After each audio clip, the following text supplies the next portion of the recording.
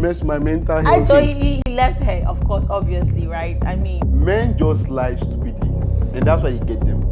you've even destroyed the little trust I might probably have for you. You've destroyed like everything to down zero.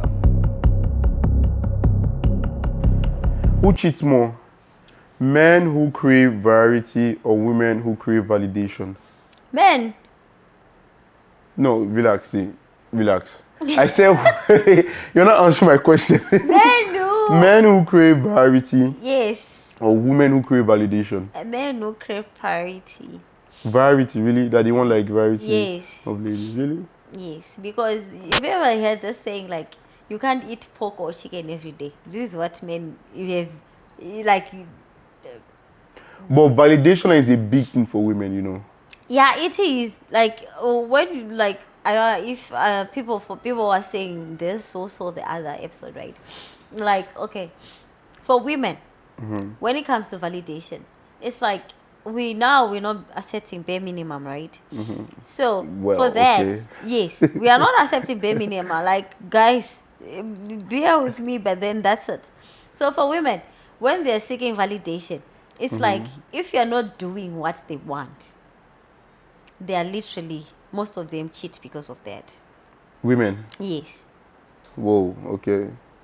Scary out here, bro. So Scary I out feel here. like most women, if they continue telling you something again and again and you're not getting it, at the end of the day, that person can love you, but then also on the other end, they'll be like, maybe I love you enough not to break up with you, but on the side, they can actually go Have and- like a side. Yes, because they are getting the validation. Wait, from let's break that down again. I love you not enough to break up with you, but I love you enough to cheat. Like, Yes. explain. There are two sides. There is something like I love you enough to let you go if you're not doing what I want. Like everything can be good, but then if there are some things which I'm not happy with, I love you enough to actually let you go.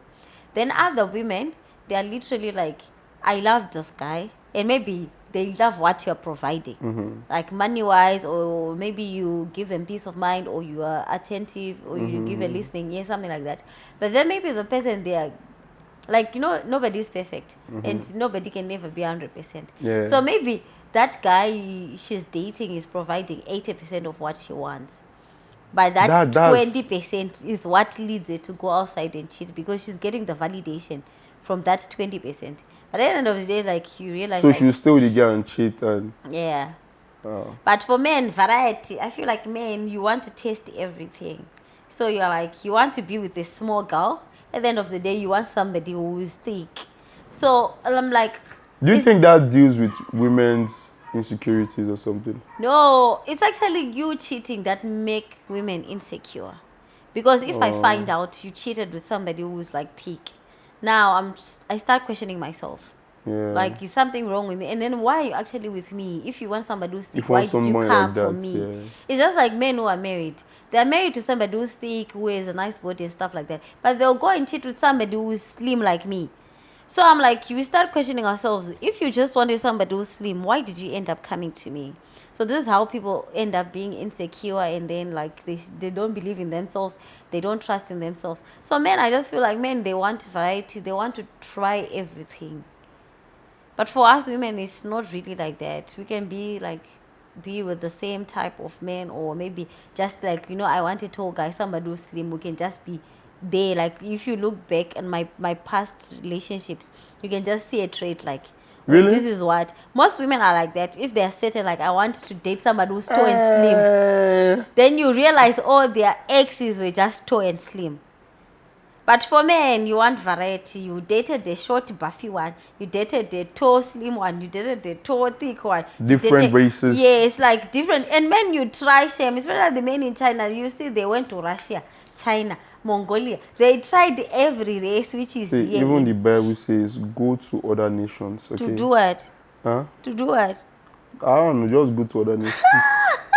This is why I say men cheat for variety. It's not really like... You just want to taste No, everything. probably had a genuine connection, you know. With every race. Yeah. And every type of body. See, let me tell you, if you're a lover, you're a lover. I don't see color. This is just an excuse, guys. Don't listen to this. It's just a silly excuse. Don't listen to this. It's literally proving my point that as a man, No, if you're cheating- I feel like that's the problem with men. Variety. And the problem with women is validation. When she's not being validated, she's not seen. Yeah. She'll go elsewhere that she's being seen yeah, and we appreciated. prioritize where we are like Yeah. being taken care of and stuff. But it's like you're in love with somebody, but they used to tell you you're beautiful, appreciate you when the relationship was starting. Yeah. But then as time goes on, it's just like the I love you comes is like it becomes a norm now. I love you just because he knows he has to say it. There's no I miss you. There's no like, baby, you're beautiful. You're looking nice without you asking or whatever. Things like he's not appreciating you, buying you gifts or flowers or things like that. Just there's something with just appreciating a woman or just buying things for your lady without her asking. Oh yeah. Yeah, it makes us love you more, and then we actually appreciate those things, and we look at it and we're like, so this man actually cares. I do it because you want, not just No, because because you have to. Yes, you have to know. Guys, take note. It's not really easy being a man in this generation. Only a man. If It must be nice. but this leads us to this next question. If love fades, is living selfish or honest? It's not selfish at all. It's very allowed. I literally recommend. Okay, let me add this to it. 80% of divorces are initiated by women. What do you have to say to that? In as much as I'm against divorce, because the Bible clearly states, like if you look at, like I think Matthew mostly talks about divorce more, like from Matthew 5 verse 21 and Matthew 19 verse 9, it literally says like, if it's because of sexual immorality, you are allowed to divorce, but if you are divorcing and the reason is not sexual immorality, then it's adultery. And then also somebody who marries a divorcee who divorced and the reason is not sexual immorality, you're actually committing a sin. So for the divorces, even if you're saying 80% of women, they initiate it, if it's because of immorality, even God and the Bible is saying, go with it, my child, you are allowed to do it, right? So I can't say I am like against it, but if you are divorcing just because the relationship is not working or the Like marriage I is think just most of the not time it's working, like I'm not happy in this relationship. I don't feel. you can't divorce somebody just because you're not happy, because there's a lot which comes Well, with marriage. people do. Yeah, people do, I know, but then I'm against that. I feel like it only becomes more painful because as women we deal with emotions. So this is why we always ask, when you cheat, did you love her? So in marriage, if you cheated with someone, you sleep with that person or you have a child with that person, I'm actually allowed to leave. Yeah. And nobody who can even hold it against me, because it's like, The Bible already says it. yeah, the Bible already, God is backing you on that.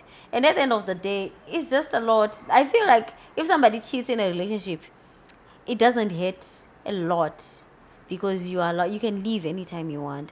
But with marriage, there's a lot involved. You got married, you paid lobola, you Yeah, did a you- wedding.